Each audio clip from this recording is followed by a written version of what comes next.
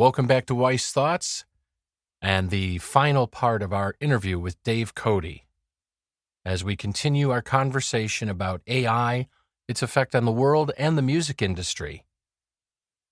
We thank you for sticking with us throughout this three-part series, and remember you can listen to more episodes of Weiss Thoughts by going to weissthoughts.com, W-Y-C-E, weissthoughts.com, or look for us on your favorite podcast provider.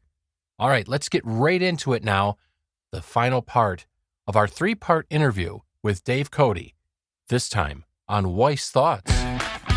It's time for a virtual campfire sit-down with Terry Weiss. Welcome to Weiss Thoughts. But yeah, and that's the thing. It's about, and with like I said, with AI, yeah, it's going to be something like you said. I think it's a double-edged sword. There's a lot of promise, but there's also the potential for a lot of peril. It has a lot of great uses. I think teachers are more afraid of it maybe too than musicians and creatives, because now I need you to write a thesis. Okay, ChatGPT, write me a thesis about 16th century nomadic tribes in the middle continents of Europe under the oppression. And you just give it that prompt and it'll write you a thesis and you go, here you go. I use it. I use it regularly in my job because, I use it for crafting emails because I can write, but I would say, write me a professional yet friendly email to communicate with a client about potential business for blah, blah, blah, blah, blah, and about an upcoming project that I'd like to collaborate with. And it writes out like 3 different versions. And I'm like, man, I couldn't write that myself, The dirty little secret of what are online music retail, that we follow up. We do things old school. We call and Oh yeah, I know. Hey, how's it working out for you? Thank you. It doesn't matter whether it's a $5,000 Paul Reed Smith guitar or a $3.99 set of picks, which cost us $6 to ship. Right. It's connection. It's connection, and so I send out a lot of text and emails because if I get a phone doesn't pick up or what have you, I'll typically just shoot a text or an email. And I love AI for the purpose of every month or so, I will go in and I will rewrite my emails.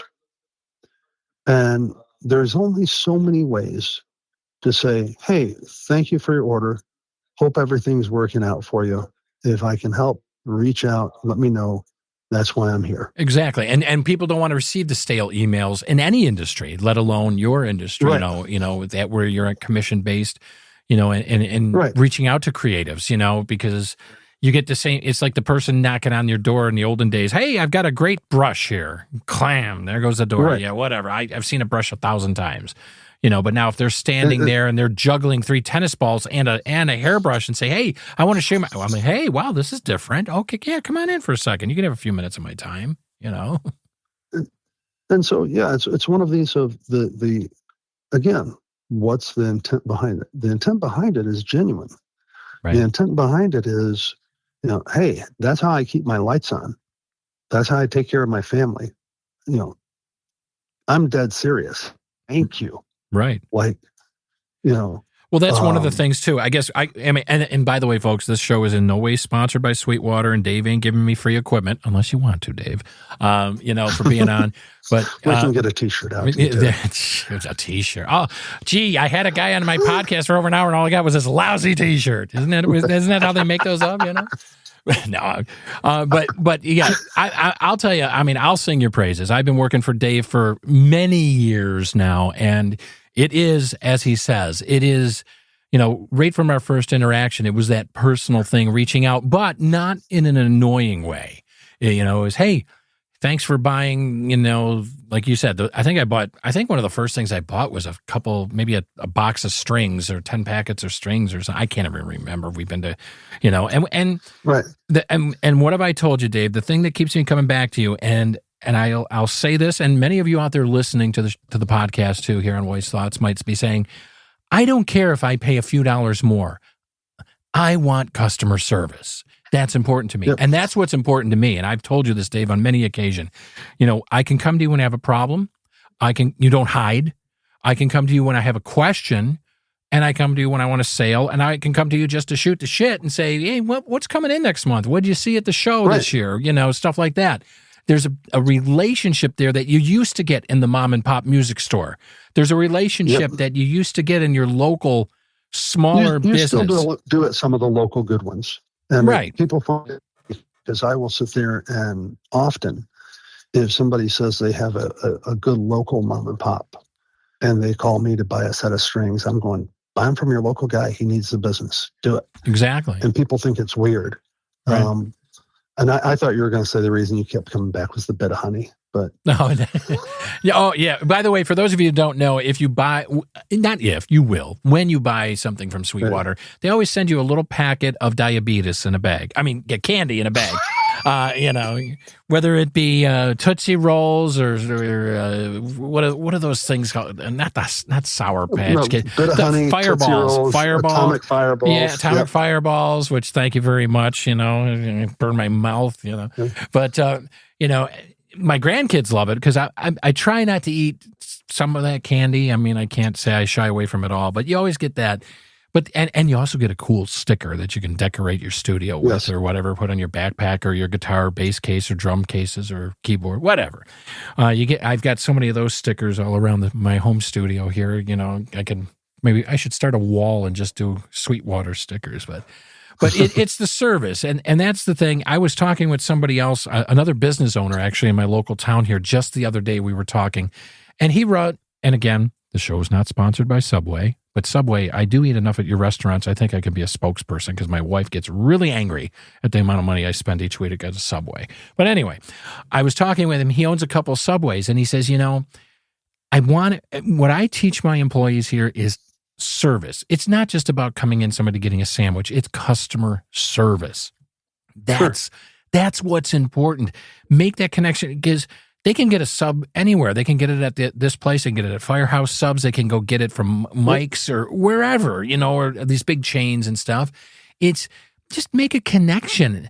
And across every industry, Dave, and I think you can agree, you know, I don't want to say a majority because I guess that would be throwing too wide a blanket over everything, but there is a good number of businesses and industries, medium to larger size, that, in my humble opinion, I don't think give a shit about the customer. They just want the dollars and leave us alone. And they hide their customer service team behind chatbots and everything else. What are your thoughts? And those are the companies that are going to misuse AI, and it's going to go bad.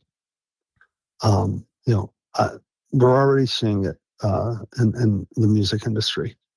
You know, and competition is fierce, and companies are fighting for their lives. Oh yeah, I agree. Every company, every industry, not just the music industry. I've watched a number of different types of stores in my local town that's about 5 miles down the road.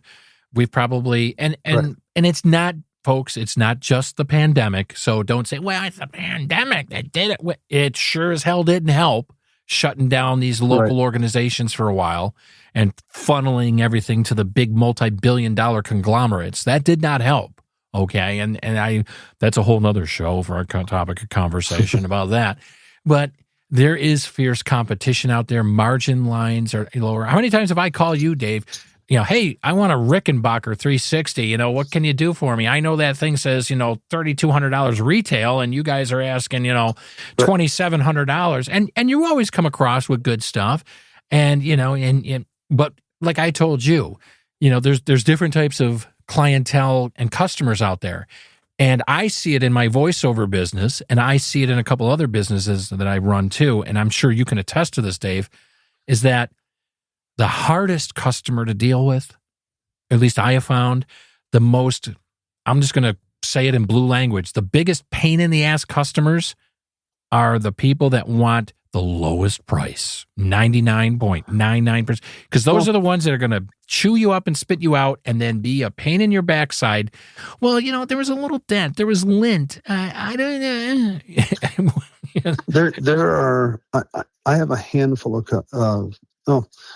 first I'll complete this one of the thoughts, and I'll jump back and answer what you just said, which was, I use AI to rewrite my text messages because I don't want to send the exact same wording every time, and there's only so many ways I can word it. And so it helps me look at things different. And then I go in and I change it, but it gives me the idea of how to change it. Big companies are not going to do that very well. They're going to just hand it all over to AI. Right. And it's just going to be like a VRU. Press 1 for this. Yeah. Press 2 for this. Don't get me started on phone systems. Yeah. Well, it's essentially it's the first AI, right? Yeah, it's the crankety old man in me will come out. Yeah. But where you talk about, the price grinders, it's funny. I have a handful of price grinders that I work with, and it's funny if you can build a relationship, if you can have rapport, if you can sit there and and I have had the guy that you sit there and you go, hey, we've talked about this for 30 minutes, 3 different occasions, and I helped you narrow down to determine that you don't want a Les Paul, you don't want a Stratocaster. We talked through and we've determined you're a Telecaster guy. You want a Telecaster, and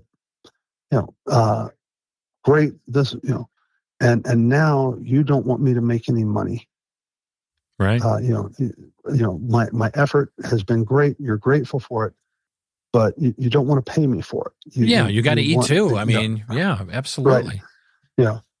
Somebody down the street has it for $3 cheaper, and so I'm going to lose the business over $3, despite qualifying you, having your best interest at heart, determining what you want, and so.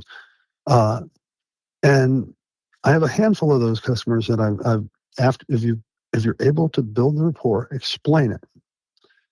And I sit there and and it's a fun conversation to have. It really is. You sit there and go, okay, so moving forward, this is how this is going to work. I can't give you my expertise.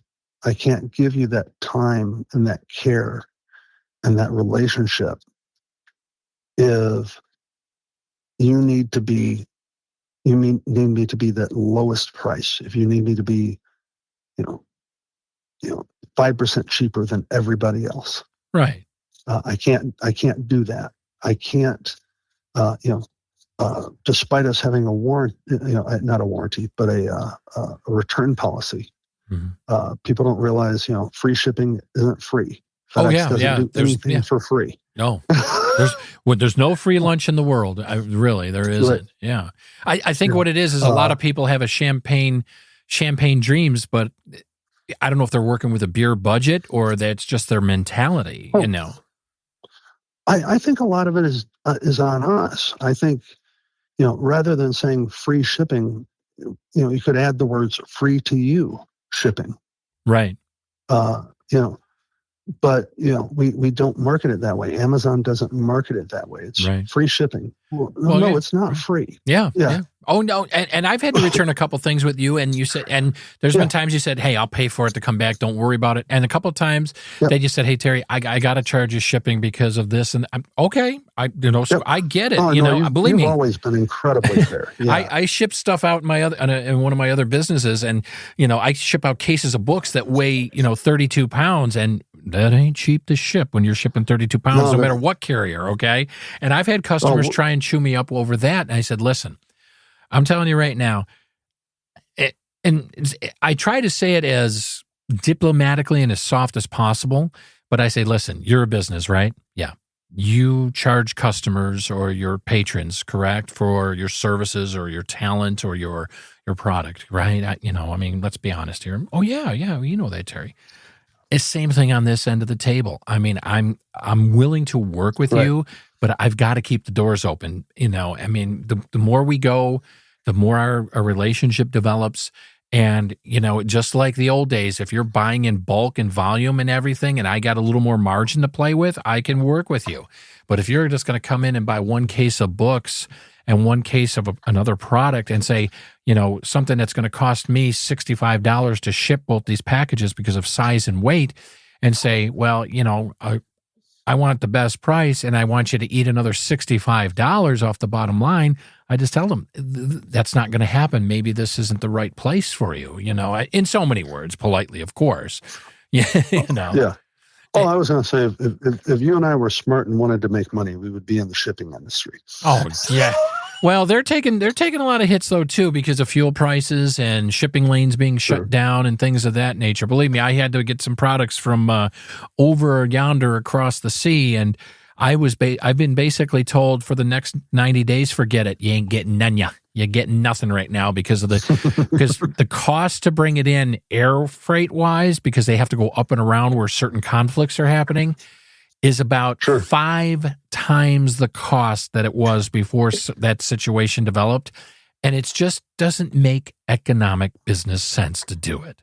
And it doesn't make sense to try and do it stateside for the product and everything, because the cost, again, over here for certain manufacturing of goods is not conducive to good business practice either. I mean, I put on that business owner hat. We were talking about the customer and servicing the low end customer, and I did. Some people have given me feedback, and because I've talked about this topic before on podcasts and with other colleagues, and in certain social media forums. They're a low hanging customer. They're a low residual customer. And I'm not ashamed to call them that, because these are the people, like, for instance, in the voiceover industry, there's certain things that whether you're union scale or non-union scale is a little more forgiving than union scale, because you're usually in SAG for a voiceover artist, and they have very strict guidelines and price breakdowns depending on the product. Now, non-union voice actors can go by what's called the NAVA rates, and NAVAA rates. Okay, National Association of Voice Actors Alliance, I believe it is, or something, or NAVA maybe.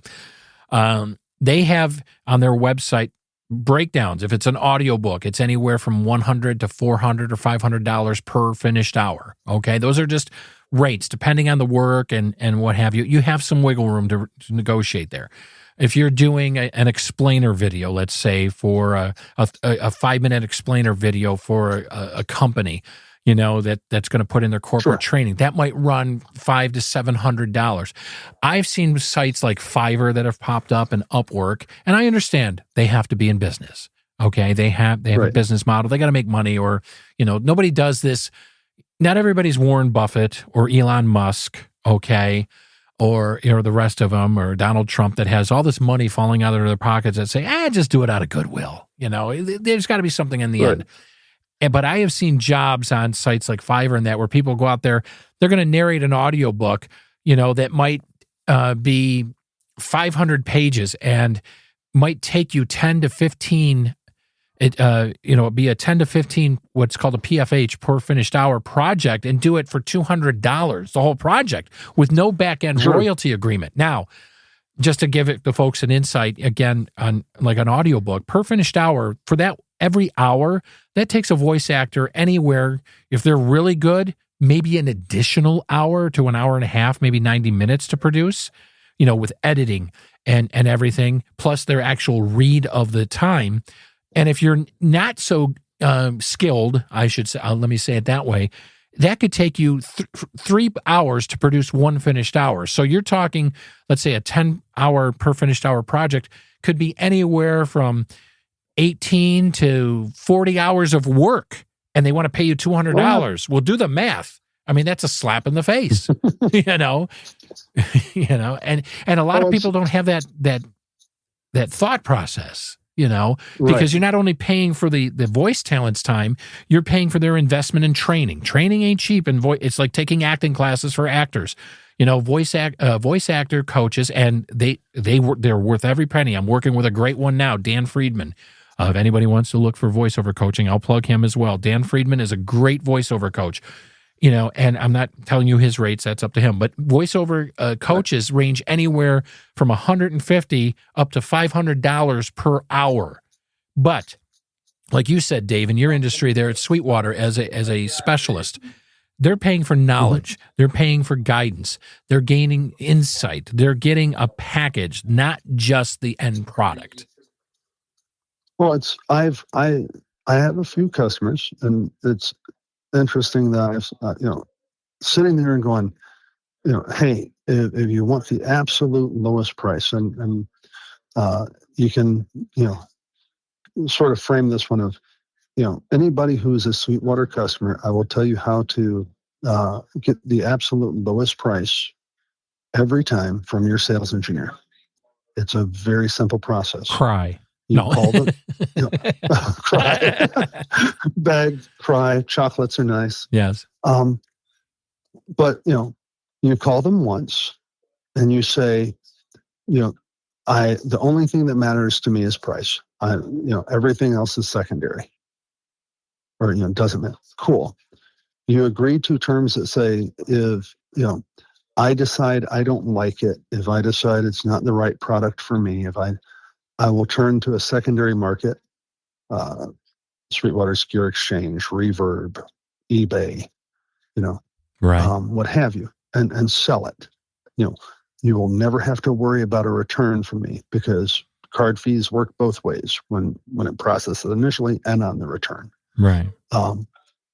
And I tell you what, I will send you a text saying, hey, what's my best price on item X? Or can you do this price on item X? And your sales engineer will reply back a very simple yes or no. At that point, there should be a card on file to process. I don't have time to call that person up and go, hey, which card do you want to use today? Right. Yeah. And very, very simply. Yeah. Those folks. And for some people like that, it's a psychological, battle. And I'm not saying that in a negative way for people who want just the absolute. I believe me, I worked in retail for over 25 years as well before I broke out and started, and I'm talking face-to-face retail. So I've been through hell. I've been to hell. All right. And it's some people, it's just like they enjoy the barter, and it's not any specific demographic or anything like that. I'm not saying that. I'm just talking about certain segments of population just love to get in there and, that TV says it's, $2,000 because it's a 50-inch plasma or whatever. Plasma, look at me going back in time. But, it's $2,000, this LED TV. Well, I don't pay that. I've had customers tell me, and maybe you have had too, I never pay retail or sticker price ever. So you're like, all right, here we go. You're going to be a challenge. Let's have some fun and see if we can close this deal, And so it's the funniest thing. Oh, go ahead.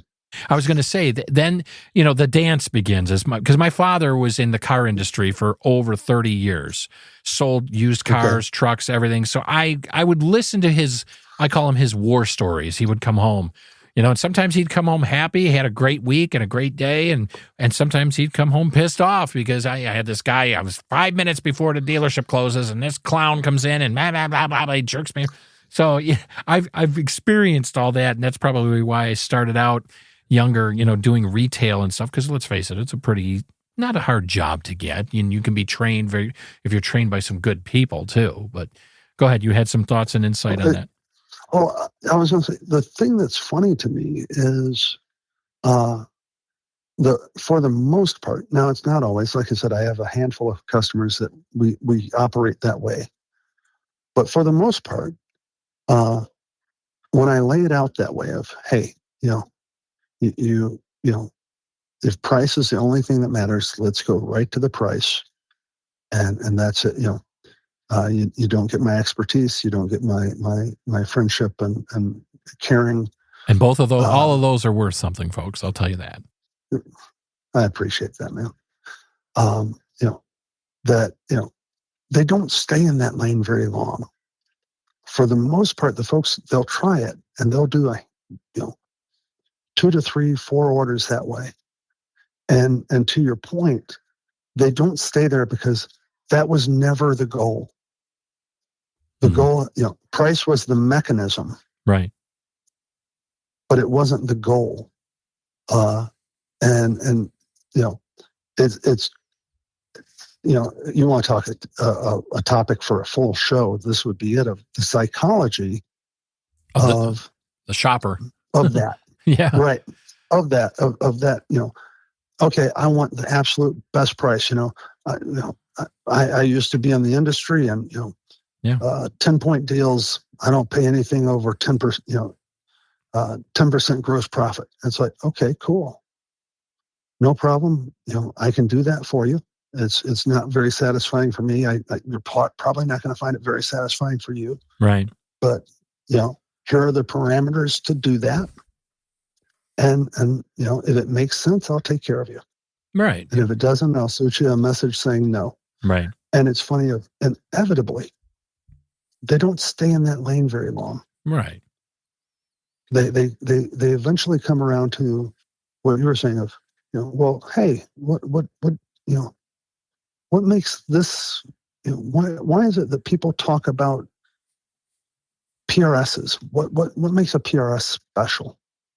Oh, what makes, why is it people love this particular, and it's really kind of, there's a sort of sick, twisted joy for me that happens when you have that person that, goes, price is the only thing that matters. I strictly buy on price. You start wringing your hands saying, all right, I'm ready for you.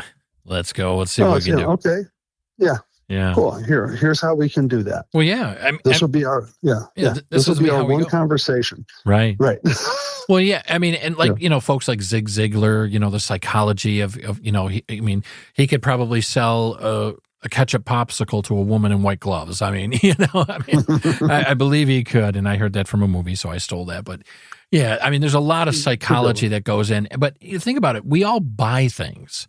And, to your point where you said about it's about establishing those relationships. And it seems like there's a lot of folks, I think, maybe that get into business or maybe get into a commissioned sales position that think, I watched a 25-minute TED Talk on how to sell, so I'm ready to go. No, you might learn some tips.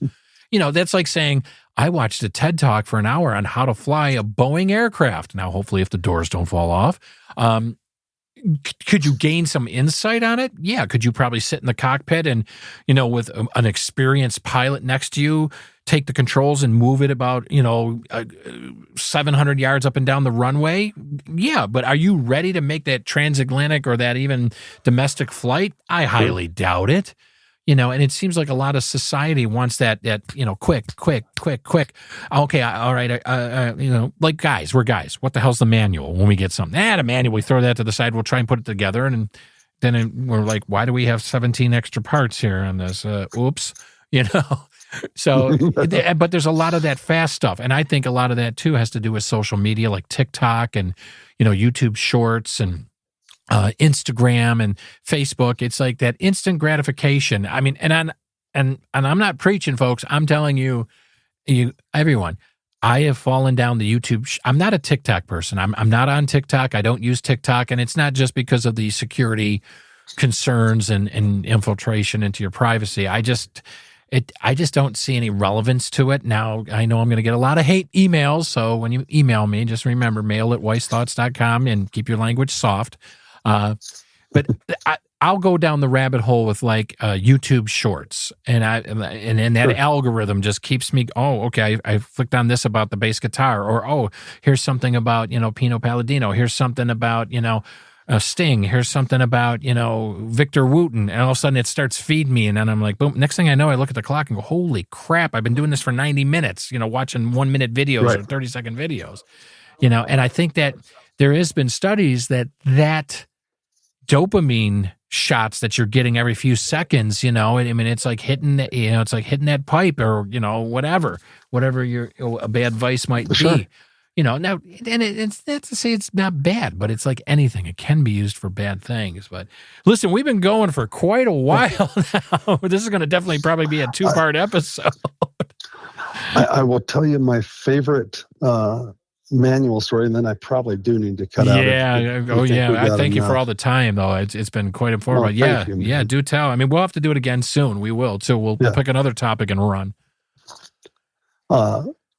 So my wife and I, our first married Christmas, we're in an apartment. We have a lovely balcony outside the apartment, and Kimberly's parents bought us a gas grill, and it was so nice. I mean, it was so generous, wonderful, nice.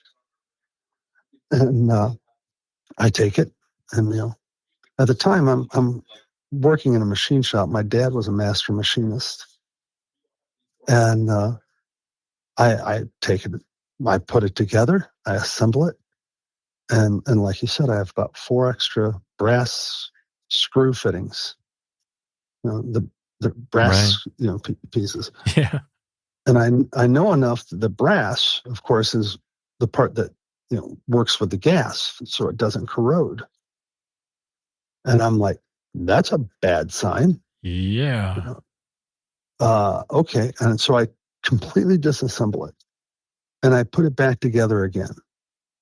Again, not reading the manual. Same thing. We're men. We don't learn. It takes a few times for us to learn. Yeah. At this point, I see where I missed one brass screw. I'm like, or one brass nut, or Right. But I'm like, I still got a whole lot of brass sitting here. Take it apart again. This time I pull out the manual. Now, being an obsessive compulsive person, as most musicians are, the sun is starting to rise. That's how long I've been putting this thing together. Oh, wow. When did you start this endeavor? Putting it 10:30, 11 o'clock at night. Yeah, that's a good 8 hours in. Yeah. Oh, it's it's like a job. Oh yeah. And I get to the last page and I have it all put together. Last page, followed the instructions implicitly. Still 3-4 pieces of brass. And I flip the manual over, and it says, "We may have sent you some extra brass." Oh, God. That's classic. There you go. And you were probably kicking yourself all the way into the bed that morning going, what in the heck did I just do? It's back when I worked with Dad. A double espresso, and I went to work that morning. I would admit, yeah. Well, that was probably before the days of Red Bull and everything, Yeah. Well, Dave, it's been a pleasure to have you on the program today. Thank you very much for taking some of your valuable time and spending it with us here around our virtual campfire today. I appreciate it. Terry, it's always a pleasure to talk to you, whether it's professionally, whether it's personally. You're just there are very few good men in the world, and you're one of them. Oh, stop. You're going to make me blush and you're going to give me an inflated ego. Yeah. Lord knows, according to my wife, that we can't do that. She has to, I tell her, just when I'm thinking and I'm feeling good about myself, I say good morning to you, sweetheart. You put me right back in my place. She doesn't like that joke, but There was a horrible comedian, who sat there and said, I meant to say, hey, honey, would you pass the salt? And instead I said, you ruined my life. I used to tell people when I went into work, when I had air quotes a real job where I had to go into an office, I used to say, I come back from vacation or a couple of days off, and they say, hey, welcome back. I said, yeah, my self-esteem was getting a little too high, so I had to come back here so I could get grounded. So, folks, we've had Dave Cody on the program today. He is a sales engineer at Sweetwater, amongst other things, but as you've heard, very knowledgeable on music and the music industry. He would definitely, I can praise him because he will definitely take good care of you, treat you like one of the family. If you want to call him, you can call him at 1-800-222-4700, and I believe it is extension 3235, Dave. Is that right? Again, a man among men. Thank you, Terry. There you go. And if you want to reach out to him, he will definitely take good care of you. Like I said, I've known Dave for many, many years, and he won't steer you wrong, big or small. Dave will take care of it all. Look at that. I just gave you a tagline. Put that into your AI algorithm. So We will talk again soon, my friend. Thank you. You have a good rest of your day. Thank you, Terry. Bye-bye.